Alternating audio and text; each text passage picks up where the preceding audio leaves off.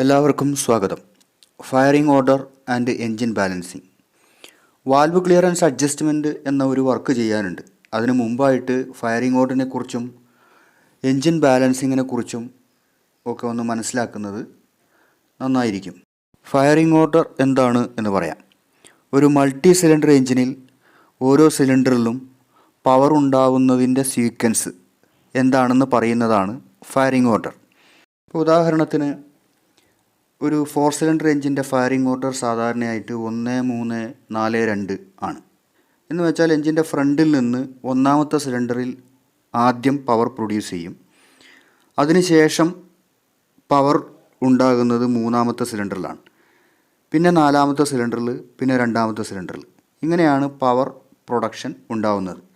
അപ്പോൾ ഈ സീക്വൻസിനെയാണ് നമ്മൾ ഫയറിംഗ് ഓർഡർ എന്ന് പറയുന്നത്. അപ്പോൾ ഓരോ എഞ്ചിനും അതിൻ്റേതായ ഒരു ഫയറിംഗ് ഓർഡർ ഉണ്ടായിരിക്കും. ഓരോ എഞ്ചിനും എന്ന് പറയുമ്പോൾ സിലിണ്ടറിൻ്റെ എണ്ണത്തിനനുസരിച്ച് അതിൻ്റെ മറ്റ് ഡിസൈൻസിനനുസരിച്ച് ഫയറിംഗ് ഓർഡർ ഉണ്ടാവും. ഇനി എൻജിൻ ബാലൻസിങ് എന്താണെന്ന് പറയാം. നേരത്തെ നമ്മൾ ക്രാങ്ക് ഷാഫ്റ്റ് ബാലൻസിങ് വിശദമാക്കിയിട്ടുണ്ട്. ക്രാങ്ക് ഷാഫ്റ്റ് ഓവറോളിങ്ങിൻ്റെ അവസാന ഭാഗം ക്രാങ്ക് ഷാഫ്റ്റ് ബാലൻസിങ് ആയിരുന്നു. ആ ഭാഗം ഒന്നും കൂടി കാണുന്നത് നന്നായിരിക്കും. ക്രാങ്ക് ഷാഫ്റ്റ് ബാലൻസിങ്ങിൽ ക്രാങ്ക് ഷാഫ്റ്റിൻ്റെ വെയിറ്റ് എല്ലാ ഭാഗത്തേക്കും ഒരേപോലെ ഡിസ്ട്രിബ്യൂട്ട് ചെയ്യേണ്ടതിനെക്കുറിച്ച് പറഞ്ഞിരുന്നു.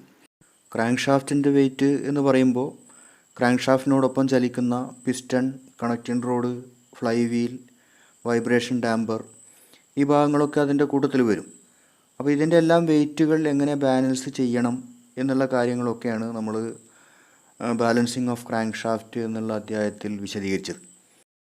ചലിച്ചുകൊണ്ടിരിക്കുന്ന ഈ ഭാഗങ്ങളുടെയൊക്കെ വെയിറ്റ് ബാലൻസ്ഡ് ആയിരിക്കുന്നത് പോലെ തന്നെ മറ്റ് ഫോഴ്സുകളും ബാലൻസ്ഡ് ആവണം. മറ്റ് ഫോഴ്സുകൾ എന്ന് പറയുമ്പോൾ പ്രധാനമായിട്ടും എൻജിൻ സിലിണ്ടറിനകത്തുണ്ടാവുന്ന ഫോഴ്സുകൾ. അകത്തുണ്ടാവുന്ന ഫോഴ്സ് ഏറ്റവും കൂടിയ ഫോഴ്സ് പവർ ത്രസ്റ്റാണ്. അത് ക്രാങ്ക് ഷാഫ്റ്റിന് കിട്ടുന്ന ഫോഴ്സാണ്. ഇനി ക്രാങ്ക് ഷാഫ്റ്റ് തിരിച്ച് അങ്ങോട്ട് കൊടുക്കുന്ന ഫോഴ്സുകളുണ്ട്. പിസ്റ്റണിൻ്റെ ചലനത്തിനോടൊപ്പം സിലിണ്ടറിനകത്ത് നടക്കുന്ന മറ്റ് പ്രവർത്തനങ്ങൾക്ക് വേണ്ടിയിട്ടുള്ള ഫോഴ്സും കൂടി കൊടുക്കുന്നുണ്ട്. അപ്പോൾ അത് സക്ഷൻ, കംപ്രഷൻ, എക്സോസ്റ്റ് എന്നിവയാണ്. അപ്പോൾ ഈ ഒരു മൾട്ടി സിലിണ്ടർ എഞ്ചിനിൽ ഇങ്ങോട്ട് കിട്ടുന്ന ഫോഴ്സും അങ്ങോട്ട് കൊടുക്കുന്ന ഫോഴ്സസും കൂടി ബാലൻസ്ഡ് ആയിരുന്നാൽ മാത്രമേ വൈബ്രേഷൻ ഏറ്റവും കുറഞ്ഞ അളവിൽ ഉണ്ടാവുകയുള്ളൂ, നിയന്ത്രിക്കാൻ പറ്റുള്ളൂ. അപ്പോൾ അതിന് വേണ്ടിയിട്ടാണ് കൃത്യമായിട്ടുള്ള ഒരു ഫയറിംഗ് ഓർഡർ ആവശ്യമായിട്ട് വരുന്നത്. അപ്പോൾ ഇങ്ങനെ എൻജിൻ ബാലൻസ്ഡ് ആയിരിക്കാൻ വേണ്ടി ക്രാങ്ക് ഷാഫ്റ്റ് ഒരു പ്രത്യേക രീതിയിൽ നിർമ്മിക്കുകയും എൻജിന് പ്രത്യേക ഫയറിംഗ് ഓർഡർ നൽകുകയും ചെയ്യുന്നു. ഉദാഹരണത്തിന് ആദ്യം ഒരു ട്വിൻ സിലിണ്ടർ എൻജിൻ എടുക്കാം. 2 സിലിണ്ടറുള്ള എൻജിൻ. ഇതിൻ്റെ ക്രാങ്ക് ഷാഫ്റ്റ് ശ്രദ്ധിക്കുക. ക്രാങ്ക് ഷാഫ്റ്റിൻ്റെ ക്രാങ്ക് ത്രോസ് രണ്ടും ഓപ്പോസിറ്റ് സൈഡുകളിലായിട്ടാണ്, ഓപ്പോസിറ്റ് ഡയറക്ഷനിലാണ്. അതായത് പരസ്പരം 180 ഡിഗ്രി ഡിഫറൻസിലാണുള്ളത്. അപ്പോൾ ഒരു ക്രാങ്ക് ത്രോയിൽ കണക്ട് ചെയ്യുന്ന പിസ്റ്റൺ TDCയിൽ ഇരിക്കുമ്പോൾ മറ്റേ ക്രാങ്ക് ത്രോയിലുള്ളത് BDCയിലായിരിക്കും. അതായത് ഈ ക്രാങ്ക് ഷാഫ്റ്റ് ഉപയോഗിച്ച് എൻജിൻ വർക്ക് ചെയ്യുന്ന സമയത്ത് ഒരു സിലിണ്ടർ പിസ്റ്റൺ TDCയിൽ നിന്ന് BDCയിലേക്ക് വരുമ്പോൾ മറ്റേ സിലിണ്ടറിൽ BDCയിൽ നിന്ന് TDCയിലേക്കായിരിക്കും പിസ്റ്റൺ മൂവ് ചെയ്യുക. പിസ്റ്റൺ TDCയിൽ നിന്ന് BDCയിലേക്ക് വരിക എന്ന് പറയുമ്പോൾ അതിൽ 2 സ്ട്രോക്കുകൾക്കുള്ള സാധ്യതയാണുള്ളത്. ഒന്നുകിൽ സക്ഷൻ സ്ട്രോക്ക് ആവാം, അല്ലെങ്കിൽ പവർ സ്ട്രോക്ക് ആവാം. അതേപോലെ തിരിച്ച് BDCയിൽ നിന്ന് TDCയിലേക്ക് എന്ന് പറയുമ്പോൾ ഒന്നുകിൽ കംപ്രഷൻ സ്ട്രോക്ക് ആവാം, അല്ലെങ്കിൽ എക്സോസ്റ്റ് സ്ട്രോക്ക് ആയിരിക്കും. ഒരു 4 സ്ട്രോക്ക് എൻജിൻ അതിൻ്റെ വർക്കിംഗ് സൈക്കിൾ പൂർത്തിയാക്കുന്നത് ക്രാങ്ക് ഷാഫ്റ്റിൻ്റെ 2 റൊട്ടേഷൻ കൊണ്ടാണല്ലോ. ക്രാങ്ക് ഷാഫ്റ്റിൻ്റെ ഓരോ 180 ഡിഗ്രി റൊട്ടേഷനും പിസ്റ്റണിൻ്റെ ഓരോ സ്ട്രോക്കാണ്. അപ്പോൾ ഒന്നാമത്തെ സിലിണ്ടറിൽ പവർ സ്ട്രോക്ക് നടക്കുന്നു എന്ന് കരുതുക. എന്ന് വെച്ചാൽ പിസ്റ്റൺ TDCയിൽ നിന്ന് BDCയിലേക്ക് വരുന്നു. സ്വാഭാവികമായിട്ടും രണ്ടാമത്തെ സിലിണ്ടറിൽ പിസ്റ്റൺ ആ സമയത്ത് BDCയിൽ നിന്ന് TDCയിലേക്കായിരിക്കും മൂവ് ചെയ്യുക. അത് കംപ്രഷൻ സ്ട്രോക്ക് ആണെന്നും കരുതുക. ഇനി ഈ ചാർട്ട് ശ്രദ്ധിക്കുക. ഇതിനെ പവർ ഫ്ലോ ചാർട്ട് എന്നാണ് പറയുക. അപ്പോൾ ഇതിൽ ഒന്നാമത്തെ സിലിണ്ടറിൽ കാണാം പവർ സ്ട്രോക്ക് നടക്കുന്നു. അത് കഴിഞ്ഞ് എക്സോസ്റ്റ്, സക്ഷൻ, കംപ്രഷൻ, ഇങ്ങനെ ഓരോ 180 ഡിഗ്രി വീതം ഒരു വർക്കിംഗ് സൈക്കിൾ പൂർത്തിയാകുന്ന 720 ഡിഗ്രി റൊട്ടേഷനായി. അപ്പോൾ ഈ സമയത്ത് രണ്ടാമത്തെ സിലിണ്ടറിൽ നടക്കുന്ന പ്രോസസ്സുകൾ നോക്കുക. ഒന്നാമത്തെ സിലിണ്ടറിൽ പവർ നടക്കുമ്പോൾ രണ്ടാമത്തെ സിലിണ്ടറിൽ കംപ്രഷൻ നടക്കുന്നു. കംപ്രഷൻ കഴിഞ്ഞ ഉടനെ പവർ ഉണ്ടാകുന്നു. അത് കഴിഞ്ഞ് എക്സോസ്റ്റും സക്ഷനും നടക്കുന്നു. വീണ്ടും സൈക്കിൾ ആവർത്തിക്കുമ്പോൾ ഒന്നാമത്തെ സിലിണ്ടറിൽ വീണ്ടും പവർ ഉണ്ടാകുന്നു, പിന്നെ രണ്ടാമത്തെ സിലിണ്ടറിൽ പവർ ഉണ്ടാകുന്നു, പിന്നെ ഒരു റൊട്ടേഷൻ, അടുത്ത 360 ഡിഗ്രി റൊട്ടേഷനിൽ പവറൊന്നും ഉണ്ടാകുന്നില്ല. ഈ രീതിയിലാണ് വർക്കിംഗ് സൈക്കിളുകൾ നടന്നുകൊണ്ടിരിക്കുന്നത്. അപ്പോൾ ഇവിടെ ആദ്യത്തെ 2 പവറും തുടർച്ചയായിട്ട് നടക്കുന്നു, പിന്നെ ഒരു കറക്കം പവർ ഇല്ലാതെ നടക്കുന്നു. ഈ രീതിയിലായിരിക്കും ഇങ്ങനെ ഒരു ക്രാങ്ക് ഷാഫ്റ്റ് നിർമ്മിച്ചിട്ടുള്ള എൻജിൻ പ്രവർത്തിക്കുക. അതുകൊണ്ട് 2 സിലിണ്ടറുള്ള എൻജിന് പവർ ബാലൻസിങ് കുറവാണ്, വൈബ്രേഷൻസ് കൂടുതലുണ്ടാവും. ഇനി നമുക്ക് 3 സിലിണ്ടറുള്ള ഒരു എൻജിനിലേക്ക് പോവാം. 3 സിലിണ്ടറുള്ള എൻജിൻ്റെ ഒരു ക്രാങ്ക് ഷാഫ്റ്റ് കാണാം. ഇതിൻ്റെ ക്രാങ്ക് ത്രോസ് പരസ്പരം 120 ഡിഗ്രി ഡിഫറൻസിലാണ് നിർമ്മിച്ചിട്ടുള്ളത്. ഇത് 2 തരത്തിലാവാം. സെൻറ്ററിലുള്ള ക്രാങ്ക് ത്രോ, അതായത് രണ്ടാമത്തെ ക്രാങ്ക് ത്രോ ലെഫ്റ്റ് സൈഡിലാണുള്ളതെങ്കിൽ അതിനെ ലെഫ്റ്റ് ഹാൻഡ് ക്രാങ്ക് ഷാഫ്റ്റ് എന്നും, റൈറ്റ് സൈഡിലാണുള്ളതെങ്കിൽ റൈറ്റ് ഹാൻഡ് ക്രാങ്ക് ഷാഫ്റ്റ് എന്നും പറയും. ഒരു left hand crank shaft consider ചെയ്യുക. അതായത് ആൻറ്റി ക്ലോക്ക് വൈസിലാണ് ക്രാങ്ക് ത്രോസിൻ്റെ നമ്പർ ഉള്ളത്. എൻജിൻ്റെ ഫ്രണ്ടിൽ നിന്ന് നോക്കുമ്പോൾ ഒന്നാമത്തെ ക്രാങ്ക് ത്രോ മുകളിലേക്കാണെങ്കിൽ ലെഫ്റ്റ് സൈഡിൽ 120 ഡിഗ്രി മാറിയിട്ട് രണ്ടാമത്തെ ക്രാങ്ക് ത്രോ അതിൽ നിന്ന് 120 ഡിഗ്രി മാറിയിട്ട്, അതായത് റൈറ്റ് സൈഡിലേക്കായിട്ടായിരിക്കും മൂന്നാമത്തെ ക്രാങ്ക് ത്രോ ഉണ്ടായിരിക്കുക. ഇതാണ് ലെഫ്റ്റ് ഹാൻഡ് ക്രാങ്ക് ഷാഫ്റ്റ്. ഇനി ഈ ക്രാങ്ക് ഷാഫ്റ്റ് അതിൻ്റെ എൻജിനിൽ ക്ലോക്ക് വൈസിൽ റൊട്ടേറ്റ് ചെയ്യുന്നതായിട്ട് സങ്കല്പിക്കാം. അപ്പോൾ ഒന്നാമത്തെ സിലിണ്ടറിൽ പിസ്റ്റൺ TDCയിൽ നിന്ന് BDCയിലേക്കുള്ള അതിൻ്റെ മൂവ്മെൻറ്റ് ആരംഭിക്കുമ്പോൾ മൂന്നാമത്തെ സിലിണ്ടറിൽ ക്രാങ്ക് ഷാഫ്റ്റ് TDCയിൽ നിന്ന് BDCയിലേക്കുള്ള 120 ഡിഗ്രി റൊട്ടേഷൻ ആക്കിയിട്ടുള്ള ഒരു പൊസിഷനിലായിരിക്കും നിൽക്കുന്നുണ്ടാവുക. രണ്ടാമത്തെ സിലിണ്ടറിലാണെങ്കിൽ BDCയിൽ നിന്ന് TDCയിലേക്കുള്ള 60 ഡിഗ്രി റൊട്ടേഷൻ പൂർത്തിയാക്കിയിട്ടുള്ള പൊസിഷനിലാണ്. അപ്പോൾ ഇങ്ങനെ വർക്ക് ചെയ്യാൻ ആരംഭിക്കുമ്പോൾ ഒന്നാമത്തെ സിലിണ്ടറിൽ പവർ സ്ട്രോക്ക് തുടങ്ങുന്നു എന്ന് കരുതുക. ഒന്നാമത്തെ സിലിണ്ടറിൽ പവർ സ്ട്രോക്ക് തുടങ്ങുമ്പോൾ മൂന്നാമത്തെ സിലിണ്ടറിൽ സക്ഷൻ സ്ട്രോക്കിൻ്റെ 120 ഡിഗ്രി പൂർത്തിയായിട്ടുള്ള പൊസിഷനിലായിരിക്കും ക്രാങ്ക് ഷാഫ്റ്റ് ഉണ്ടാവുക. അതിൻ്റെ ബാക്കിയുള്ള 60 ഡിഗ്രി ഈ സമയത്ത് നടക്കും. സക്ഷൻ 60 ഡിഗ്രി കഴിഞ്ഞാൽ അടുത്തത് കംപ്രഷൻ സ്ട്രോക്ക് മൂന്നാമത്തെ സിലിണ്ടറിൽ നടക്കും. അപ്പോൾ ഇങ്ങനെ പവർ ഫ്ലോ ചാർട്ട് ശ്രദ്ധിച്ചാൽ മനസ്സിലാവും. ഒന്നാമത്തെ സിലിണ്ടറിൽ ആദ്യത്തെ അത് സൗകര്യത്തിന് വേണ്ടിയിട്ട് 60 ഡിഗ്രി വീതം സ്പ്ലിറ്റ് ചെയ്ത് കാണിച്ചിട്ടുണ്ട് ഓരോ സ്ട്രോക്കും.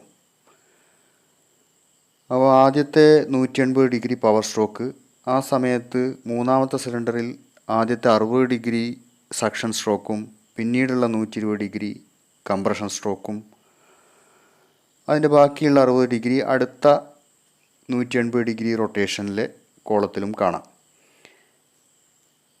അത് കഴിഞ്ഞ് മൂന്നാമത്തെ സിലിണ്ടറിൽ പവർ സ്ട്രോക്ക് ഉണ്ടാകുന്നു, പിന്നെ എക്സോസ്റ്റ്, പിന്നെ സക്ഷൻ്റെ 120 ഡിഗ്രി.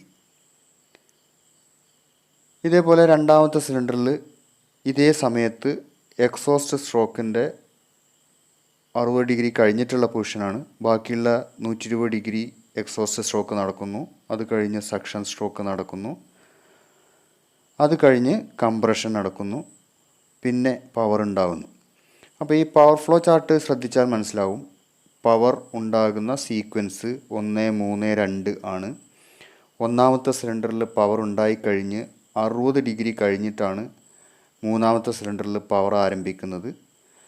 മൂന്നാമത്തെ സിലിണ്ടറിലെ പവർ പൂർത്തിയായി കഴിഞ്ഞ് 60 ഡിഗ്രി കഴിഞ്ഞ് രണ്ടാമത്തെ സിലിണ്ടറിൽ പവർ ആരംഭിക്കുന്നു. അപ്പോൾ ഈ രീതിയിൽ 1, 3, 2 എന്നുള്ള സീക്വൻസിൽ പവർ ഓരോ സിലിണ്ടറിലായി പവർ ഉണ്ടായിക്കൊണ്ടിരിക്കുകയും ഓരോ പവറിൻ്റെയും ഇടയ്ക്ക് കൃത്യമായിട്ട് 60 ഡിഗ്രി ഗ്യാപ്പ് ഉണ്ടാവുകയും ചെയ്യുന്നു. അപ്പോൾ ഇങ്ങനെ ഒരു എൻജിൻ വർക്ക് ചെയ്യുമ്പോൾ ആ എൻജിൻ പരമാവധി ബാലൻസ്ഡ് ആണ്. ഇനിയൊരു 4 സിലിണ്ടർ എഞ്ചിൻ്റെ ക്രാങ്ക് ഷാഫ്റ്റ് ശ്രദ്ധിക്കുക. ഇതിൻ്റെ ഒന്നാമത്തെയും നാലാമത്തെയും ക്രാങ്ക് ത്രോസ് ഒരേ ഡയറക്ഷനിലാണ്. 2, 3 അതിൻ്റെ നേരെ ഓപ്പോസിറ്റ്, അതായത് 180 ഡിഗ്രി മാറിയിട്ടാണ് ഉള്ളത്. അപ്പോൾ ഇങ്ങനെയുള്ള ഒരു ക്രാങ്ക് ഷാഫ്റ്റ് അതിൻ്റെ എഞ്ചിനിൽ വർക്ക് ചെയ്യുമ്പോൾ ഒന്നാമത്തെയും നാലാമത്തെയും സിലിണ്ടറിൽ പിസ്റ്റൺ ടി ഡി സിയിൽ നിന്ന് ബി ഡി സിയിലേക്ക് ചലിക്കുന്ന സമയത്ത് 2ലും 3ലും ബി ഡി സിയിൽ നിന്ന് ടി ഡി സിയിലേക്കായിരിക്കും ചലിക്കുക. ഒരു മൾട്ടി സിലിണ്ടർ എഞ്ചിനിൽ ഒന്നാമത്തെ സിലിണ്ടറിൽ പവർ ഉണ്ടായി കഴിഞ്ഞതിന് ശേഷം അടുത്ത പവർ ഉണ്ടാവാൻ ഏറ്റവും നല്ലത് കുറച്ച് അകലെയുള്ള സിലിണ്ടറിലാണ്. അപ്പോഴാണ് എൻജിൻ കൂടുതൽ ബാലൻസ്ഡ് ആയിരിക്കുക. അപ്പോൾ ഇവിടെയുള്ള പവർ ഫ്ലോ ചാർട്ട് നോക്കുമ്പോൾ നിങ്ങൾക്ക് മനസ്സിലാവും, ഒന്നാമത്തെ സിലിണ്ടറിൽ പവർ ഉണ്ടായി കഴിഞ്ഞാൽ പിന്നെ അടുത്ത പവർ ഉണ്ടാവുക ഒന്നുകിൽ 2ലോ അല്ലെങ്കിൽ 3ലോ ആയിരിക്കും. അപ്പോൾ അതിലേറ്റവും നല്ലത് മൂന്നാമത്തെ സിലിണ്ടറിൽ പവർ ഉണ്ടാവുന്നതാണ്. മൂന്നാമത്തെ സിലിണ്ടറിൽ അടുത്ത പവർ ഉണ്ടാവണമെങ്കിൽ ഒന്നാമത്തെ സിലിണ്ടറിൽ പവർ നടക്കുന്ന സമയത്ത് മൂന്നാമത്തെ സിലിണ്ടറിൽ കംപ്രഷൻ സ്ട്രോക്ക് നടക്കണം. അപ്പോൾ ഈ പവർ ഫ്ലോ ചാർട്ടിൽ നിന്ന് വ്യക്തമായിട്ട് മനസ്സിലാവും, ഒന്നാമത്തെ സിലിണ്ടറിൽ പവർ ഉണ്ടായി കഴിഞ്ഞാൽ അടുത്തത് മൂന്നാമത്തെ സിലിണ്ടറിൽ പവർ ഉണ്ടാകുന്നു, അത് കഴിഞ്ഞാൽ നാലാമത്തെ സിലിണ്ടറിൽ ഉണ്ടാകുന്നു, പിന്നെ രണ്ടാമത്തെ സിലിണ്ടറിൽ ഉണ്ടാകുന്നു. ഇങ്ങനെ 1, 3, 4, 2 എന്ന ഫയറിംഗ് ഓർഡറിൽ ഗ്യാപ്പുകളൊന്നുമില്ലാതെ തുടർച്ചയായിട്ട് ഓരോ സിലിണ്ടറിലായിട്ട് പവർ ഉണ്ടായിക്കൊണ്ടിരിക്കുന്നു. അതുകൊണ്ട് ഒരു 4 സിലിണ്ടർ എഞ്ചിൻ കൂടുതൽ ബാലൻസ്ഡ് ആണ്. ഇനി ഒരു 6 സിലിണ്ടർ എഞ്ചിൻ നോക്കാം. 6 സിലിണ്ടർ എഞ്ചിൻ്റെ ക്രാങ്ക് ഷാഫ്റ്റ് ഒരു 3 സിലിണ്ടർ എഞ്ചിൻ്റെ ക്രാങ്ക് ഷാഫ്റ്റ് പോലെ തന്നെ ഓരോ ക്രാങ്ക് ത്രോയും തമ്മിൽ 120 ഡിഗ്രി ഡിഫറൻസിൽ അറേഞ്ച്ഡാണ്. അപ്പോൾ ഈ നിർമ്മാണ രീതി നോക്കുക. ഒന്നാമത്തെയും ആറാമത്തെയും ക്രാങ്ക് ത്രോസ് ഒരേ ഡയറക്ഷനിലാണുള്ളത്. 2ഉം 5ഉം അതിൽ നിന്ന് 120 ഡിഗ്രി ഡിഫറൻസിലാണുള്ളത്. 3ഉം 4ഉം വീണ്ടും 120 ഡിഗ്രി ഡിഫറൻസിലാണുള്ളത്. അപ്പോൾ ഇങ്ങനെ 2 ക്രാങ്ക് ത്രോസിൻ്റെ പെയേഴ്സായിട്ടാണ് ക്രാങ്ക് ത്രോസ് അറേഞ്ച് ചെയ്തിട്ടുള്ളത്. ഇത് 2 രീതിയിൽ ചെയ്യാം. ഒന്നാമത്തെയും ആറാമത്തെയും ക്രാങ്ക് ത്രോസ് വെർട്ടിക്കലായിട്ട് നിൽക്കുമ്പോൾ, മുകളിലേക്ക് നിൽക്കുമ്പോൾ 2ഉം 5ഉം ഇടത്തോട്ടോ വലത്തോട്ടോ ആക്കാം. 2ഉം 5ഉം ഇടത്തോട്ടാണെങ്കിൽ 3ഉം 4ഉം വലത്തോട്ടായിരിക്കും. 2ഉം 5ഉം വലത്തോട്ടാണെങ്കിൽ 3ഉം 4ഉം ഇടത്തോട്ടായിരിക്കും. 3ഉം 4ഉം ക്രാങ്ക് ത്രോസ് സെൻറ്ററിലുള്ള ക്രാങ്ക് ത്രോസിൻ്റെ പെയറാണ്. സെൻറ്റർ ക്രാങ്ക് ത്രോസ് ലെഫ്റ്റ് സൈഡിലാണുള്ളതെങ്കിൽ അതിനെ ലെഫ്റ്റ് ഹാൻഡ് ക്രാങ്ക് ഷാഫ്റ്റ് എന്നും, റൈറ്റ് സൈഡിലാണെങ്കിൽ റൈറ്റ് ഹാൻഡ് ക്രാങ്ക് ഷാഫ്റ്റ് എന്നും പറയും. ഏത് ക്രാങ്ക് ഷാഫ്റ്റാണ് എന്നുള്ളതിനനുസരിച്ച് എൻജിൻ്റെ ഫയറിംഗ് ഓർഡർ മാറും. ഇനി ഒരു 6 സിലിണ്ടർ എഞ്ചിനിൽ റൈറ്റ് ഹാൻഡ് ക്രാങ്ക് ഷാഫ്റ്റിൻ്റെ റൊട്ടേഷൻ സങ്കല്പിക്കുക. അപ്പോൾ ഒന്നാമത്തെ സിലിണ്ടറിൽ പിസ്റ്റൺ ടി ഡി സിയിൽ നിന്ന് ബി ഡി സിയിലേക്ക് മൂവ് ചെയ്യാൻ ആരംഭിക്കുമ്പോൾ രണ്ടാമത്തെ സിലിണ്ടറിലും അഞ്ചാമത്തെ സിലിണ്ടറിലും പിസ്റ്റൺ ബി ഡി സിയിൽ നിന്ന് 60 ഡിഗ്രി റൊട്ടേറ്റ് ചെയ്തിട്ടുള്ള പൊസിഷനിലായിരിക്കും. അതേപോലെ 3ലും 4ലും piston 120 degree crank shaft rotation പൂർത്തിയാക്കിയിട്ടുള്ള അവസ്ഥയിലായിരിക്കും ടി ഡി സിയിൽ നിന്ന് ബി ഡി സിയിലേക്ക്. അപ്പോൾ ഇങ്ങനെ വർക്ക് ചെയ്യുമ്പോൾ അതിൽ നിന്ന് പോസിബിളായിട്ടുള്ള ഏറ്റവും ബാലൻസ്ഡ് ആയിട്ടുള്ള ഒരു വർക്കിംഗ് കിട്ടുക.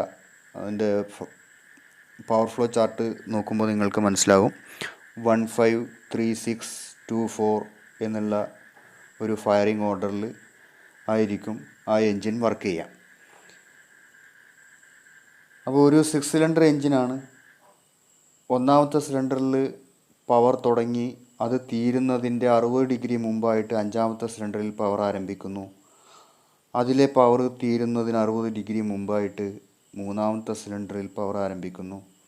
ഇങ്ങനെ ഓരോ സിലിണ്ടറിലും പവർ അവസാനിക്കുന്നതിൻ്റെ 60 ഡിഗ്രി മുമ്പായിട്ട് അടുത്ത സിലിണ്ടറിൽ പവർ ആരംഭിക്കുന്ന രീതിയിലായിരിക്കും ഒരു 6 സിലിണ്ടർ എഞ്ചിൻ്റെ പവർ ഫ്ലോ ചാർട്ട് ഉണ്ടാവുക. അപ്പോൾ അതിലങ്ങനെയാണ് പവർ സംഭവിക്കുന്നത്. അതായത് 60 ഡിഗ്രിയുടെ പവർ ഓവർലാപ്പ് ഉണ്ടാകുന്നു. പവർ ഓവർലാപ്പ് എന്നാണ് അതിന് പറയുക. ഒരു പവർ തീരുന്നതിന് മുമ്പേ അടുത്ത പവർ ആരംഭിക്കുന്നതിനെയാണ് പവർ ഓവർലാപ്പ് എന്ന് പറയുന്നത്. അപ്പോൾ ഒരു 6 സിലിണ്ടർ ഇൻലൈൻ എഞ്ചിന് എല്ലായ്പ്പോഴും 60 ഡിഗ്രിയുടെ പവർ ഓവർലാപ്പ് ഉണ്ടാവുകയും അത് ഒരു യൂണിഫോം സ്പീഡും യൂണിഫോം ടോർക്കും പവർ ഔട്ട്പുട്ടായിട്ട് തരികയും പരമാവധി സ്മൂത്തായിട്ട് വർക്ക് ചെയ്യുകയും ചെയ്യുന്നു.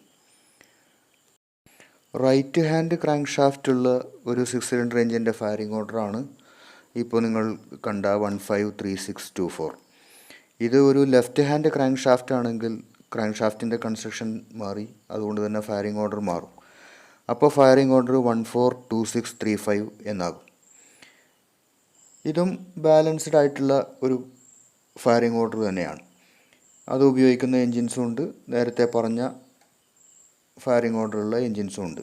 അതായത് ലെഫ്റ്റ് ഹാൻഡ് ക്രാങ്ക് ഷാഫ്റ്റ് ഉപയോഗിക്കുന്ന എൻജിൻസും റൈറ്റ് ഹാൻഡ് ക്രാങ്ക് ഷാഫ്റ്റ് ഉപയോഗിക്കുന്ന എൻജിൻസും ഉണ്ട്. 3 സിലിണ്ടർ എൻജിനിലും ഇതേപോലെ 2 ഫയറിംഗ് ഓർഡർ സാധ്യമാണ്. ലെഫ്റ്റ് ഹാൻഡ് ക്രാങ്ക് ഷാഫ്റ്റിനും റൈറ്റ് ഹാൻഡ് ക്രാങ്ക് ഷാഫ്റ്റിനും. ഒന്ന് 123 ആണെങ്കിൽ മറ്റേത് 132 എന്നായിരിക്കും. രണ്ടിൻ്റെയും എഫക്റ്റ് ഒരേപോലെ തന്നെയാണ്. 4 സിലിണ്ടർ എൻജിൻസിൽ ക്രാങ്ക് ഷാഫ്റ്റിൻ്റെ കൺസ്ട്രക്ഷന് മാറ്റമൊന്നും ഇല്ലാതെ തന്നെ 2 ഫയറിംഗ് ഓർഡർ പോസിബിളാണ്. കോമൺ ആയിട്ട് ഉപയോഗിക്കുന്ന ഫയറിംഗ് ഓർഡർ 1342 എന്നാണെങ്കിലും 1243 എന്ന ഫയറിംഗ് ഓർഡർ ഉപയോഗിക്കുന്ന എൻജിൻസും ഉണ്ട്. ഇവിടെ ഫയറിംഗ് ഓർഡർ മാറ്റാൻ ക്യാം ഷാഫ്റ്റിലെ ക്യാംസിൻ്റെ അറേഞ്ച്മെൻറ്റ് മാറ്റിയാൽ മതിയാവും. അപ്പോൾ ഈ രീതിയിലൊക്കെയാണ്